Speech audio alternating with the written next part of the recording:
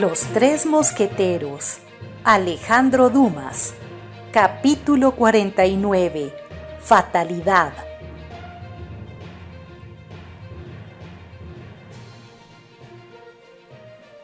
Entretanto, Milady, ciega de cólera, rugiendo sobre el puente del buque como una leona embarcada, había intentado arrojarse al mar a fin de volver a ganar la costa, pues no podía acostumbrarse a la idea de haber sido injuriada por D'Artagnan, amenazada por Athos y salir de Francia sin haberse vengado de ellos.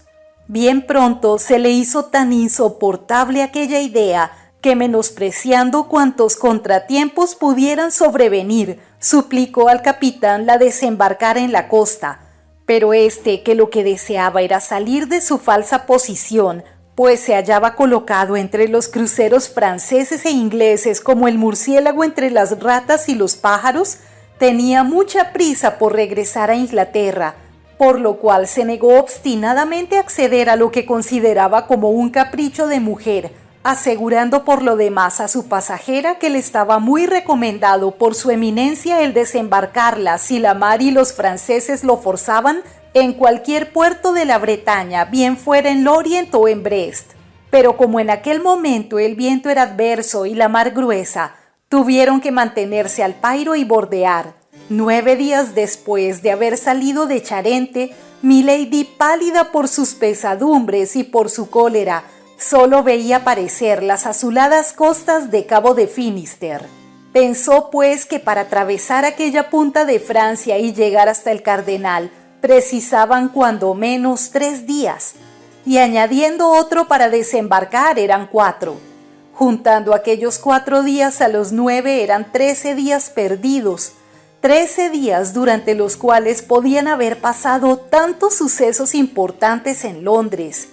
Pensó sin duda alguna que el cardenal se pondría furioso por su vuelta y que por tanto se hallaría más dispuesto a escuchar las quejas que le dieran contra ella que las acusaciones que ella pudiera hacerle contra los otros.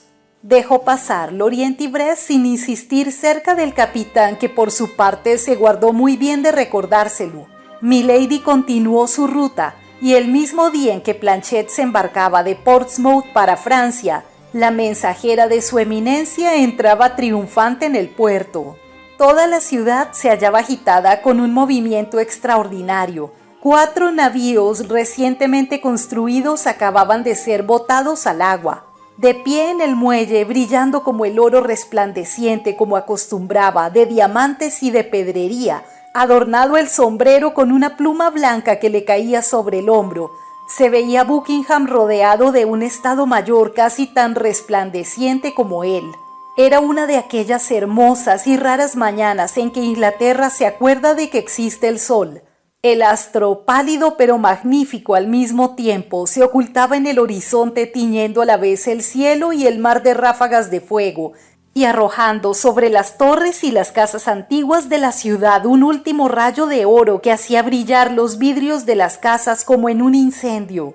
Al respirar Milady aquel aire de mar más fuerte y balsámico conforme se iba aproximando a tierra, al observar el poder de todos aquellos preparativos que estaba encargada de destruir toda la fuerza de aquel ejército que ella únicamente debía combatir, contando con los recursos de algunos miles de monedas de oro, se comparaba mentalmente a Judith, la terrible judía, cuando penetró en los campos de los asirios y vio la inmensa masa de carros guerreros y caballos que en un instante debía disipar como una nube de humo. Entraron en la rada, pero cuando se aprestaban para echar el ancla, un cúter perfectamente armado y pertrechado se aproximó al buque mercante, anunciándose como guardacosta, y echó al agua su esquife, que se dirigió a la escala. Iban en él un oficial, un contramaestre y 8 remeros. Solo el oficial subió a bordo, donde fue recibido con toda la deferencia que inspira el uniforme. Habló algunas palabras con el capitán del barco, mostrándole al mismo tiempo varios papeles del que era portador, y a una orden de aquel toda la tripulación del buque, marineros y pasajeros, fueron llamados sobre el puente. Luego que estuvieron todos reunidos, el oficial dirigió en voz alta algunas preguntas acerca de la procedencia del barco, derrotero que había traído y puntos en que había tocado, todo lo cual contestó el capitán sin vacilación. Entonces el oficial empezó a pasar revista a todas las personas unas después de otras, y deteniéndose ante Milady la miró con la mayor atención, pero sin dirigirle ni una sola palabra. Se acercó luego a decir algunas palabras al capitán, y como si fuera a él a quien debía obedecer el buque en adelante, mandó una maniobra que la tripulación ejecutó inmediatamente. Entonces la embarcación se volvió a poner en marcha, escoltada por el cúter, que bogaba junto a él y que le iba presentando sus 6 cañones, mientras el esquife seguía detrás del mismo como un punto casi imperceptible comparado con la masa del buque. Durante el examen que el oficial hizo de Milady, ésta, como se puede imaginar, le había devorado por su parte con la vista. Pero por mucha que fuera la práctica que los ojos de fuego de aquella mujer tuvieran para leer en el corazón de las personas cuyos secretos deseaba descubrir, encontró un rostro tan impasible que no le fue posible desentrañar nada. El oficial que se había detenido ante ella y que le había estado examinando con tan profunda atención podía tener unos 25 o 26 años. Era de tez blanca, con ojos un tanto hundidos de color azul claro. Su boca, pequeña y muy bien delineada, permanecía inmóvil, y su barba saliente y gruesa anunciaba aquella fuerza de voluntad que en el tipo vulgar británico no es por lo general más que un indicio de tenacidad. A su frente, algo espaciosa como suele ser la de los poetas y soldados, hacía apenas sombra una cabellera corta y clara, que como la barba que cubría la parte inferior de la cara era de un hermoso color castaño oscuro. Cuando entraron en el puente era ya de noche. La niebla que empezaba a levantarse hacía más completa la oscuridad y formaba en derredor de los faroles y linternas reunidos en el muelle un cerco semejante al que rodea la luna cuando el tiempo amenaza lluvia. El aire que se respiraba era húmedo y frío. Milady, aquella mujer de tanto ánimo, se hallaba a pesar suyo sobrecogida de temor. El oficial se informó de los objetos que pertenecían a Milady y los hizo trasladar al esquife. Después de esta operación la invitó a bajar ofreciéndole la mano. Milady miró a aquel hombre y dudó. «¿Quién es, caballero?», le preguntó, «que tiene la bondad de ocuparse tan particularmente de mí». «Debe conocerlo en mi uniforme, milady. Soy oficial de la Marina inglesa», contestó el joven. «Pero es costumbre que los oficiales de la Marina inglesa se pongan a las órdenes de sus compatriotas cuando éstas llegan a un lugar de la Gran Bretaña y que lleven su galantería hasta acompañarlas a tierra». «Sí, milady, es costumbre, que no por galantería, sino por precaución, que en tiempo de guerra los extranjeros sean conducidos a una posada determinada, donde están bajo la vigilancia del gobierno, hasta que se adquieran los informes necesarios acerca de sus personas». Estas palabras, aunque pronunciadas con la delicadeza más exquisita y la calma más perfecta, no fueron sin embargo suficientes para convencer a Milady. «Pero yo no soy extranjera, señor», repuso con el acento más puro que se haya oído jamás desde Portsmouth a Manchester. «Yo me llamo Lady Claridge y esta medida...» «La medida es general, milady, e inútilmente intentaría subtraerse a ella». «En ese caso lo seguiré, señor». Y aceptando la mano del oficial comenzó a bajar la escalera, a cuyo pie le aguardaba el esquife. El oficial la siguió. Había extendido en la popa una gran capa. El oficial la hizo sentar en ella y él ocupó un sitio a su lado. «Bogen», dijo a los marineros. Los 8 remos cayeron a la vez al agua y empezaron a moverse al unísono. La lancha parecía volar por la superficie de las aguas. Al cabo de 5 minutos tocaron a la orilla. El oficial saltó al muelle y ofreció su mano a Milady. Un coche estaba ya esperando. «¿Ese coche es para nosotros?», preguntó Milady. «Sí, milady», respondió el oficial. «¿El sitio donde vamos está muy distante?». «Al otro extremo de la ciudad». «Pues vamos». dijo milady, y subió al coche con resolución.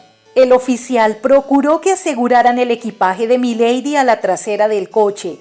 Concluida esta operación, ocupó su sitio junto a ella y cerraron la portezuela.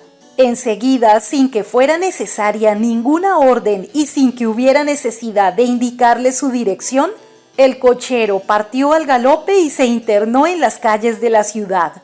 Un recibimiento tan singular debió ofrecer a milady ancho campo de reflexiones. Así, viendo que el oficial no parecía muy dispuesto a entablar conversación, se recostó en un rincón del carruaje y recorrió en su imaginación, unas después de otras, cuantas suposiciones le fue posible concebir. Sin embargo, al cabo de un cuarto de hora, admirada de lo largo del camino, se asomó a la portezuela para ver a dónde la conducían. Ya no divisaba ninguna casa, solo algunos árboles aparecían entre las tinieblas como negros fantasmas corriendo unos en pos de otros. Milady se estremeció. «Ya no estamos en la ciudad, caballero», le dijo. El oficial guardó silencio. «Le hago saber que no iré más adelante si no me dice a dónde me está conduciendo». Esta amenaza no obtuvo respuesta alguna. «¡Ah! Esto ya es demasiado», exclamó milady. «¡Socorro! ¡Socorro!». Ninguna voz respondió a la suya. El carruaje continuó rodando con la misma rapidez. El oficial permaneció inmóvil. Milady le miró con una de esas expresiones terribles que le eran peculiares y que pocas veces dejaban de producir efecto. La cólera hacía brillar sus ojos en la oscuridad. El joven estaba impasible. Milady quiso abrir la portezuela y precipitarse por ella. «Cuidado con lo que hace, milady, podría matarse al saltar». Esta se volvió a sentar bramando de ira.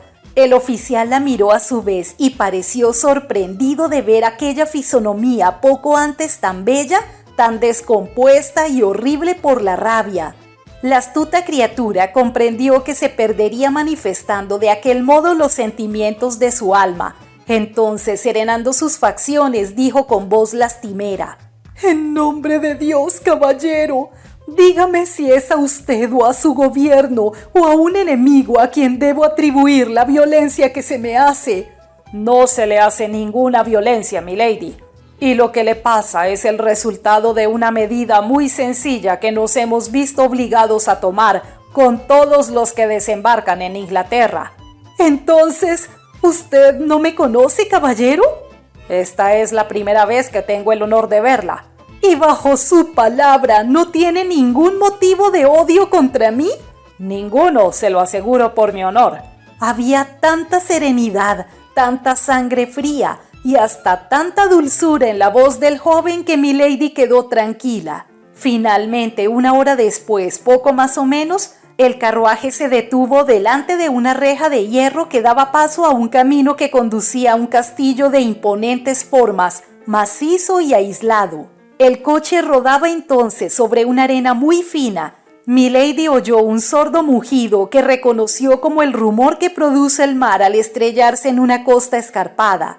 El coche pasó por debajo de dos bóvedas y se paró por último en un patio sombrío y cuadrado. Casi al mismo tiempo se abrió la portezuela. El joven se apeó con ligereza y ofreció su mano a milady, que se apoyó en ella y bajó a su vez con bastante calma. «Al fin», dijo milady mirando en derredor suyo y fijando sus ojos en el joven oficial con graciosa sonrisa. «Al fin veo que estoy presa, pero no lo estaré mucho tiempo. Mi conciencia y su cortesía, caballero, me lo aseguran». Por lisonjero que fuera este cumplimiento, el oficial nada contestó, pero sacando de su cintura un pito de plata como el que usan los contramaestres de los buques de guerra, silbó 3 veces con 3 diferentes modulaciones, y enseguida se presentaron varios hombres, desengancharon los fatigados caballos e introdujeron el carruaje en una cochera. El oficial, siempre con su habitual urbanidad, invitó a la prisionera a entrar en la casa, y ésta, siempre con su cara risueña, le tomó el brazo y entró por una puerta baja que conducía a través de una bóveda iluminada solamente en el fondo, a una escalera de piedra construida en forma de caracol. Después se detuvieron ante una puerta maciza, que así que el hombre introdujo una llave que llevaba, giró pesadamente sobre sus goznes y dio entrada a la habitación destinada a Milady.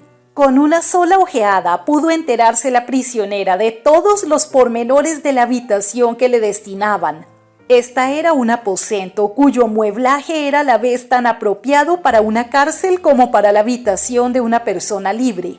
Sin embargo, los hierros que había en las ventanas y los cerrojos de la parte exterior de la puerta inclinaban a la sospecha.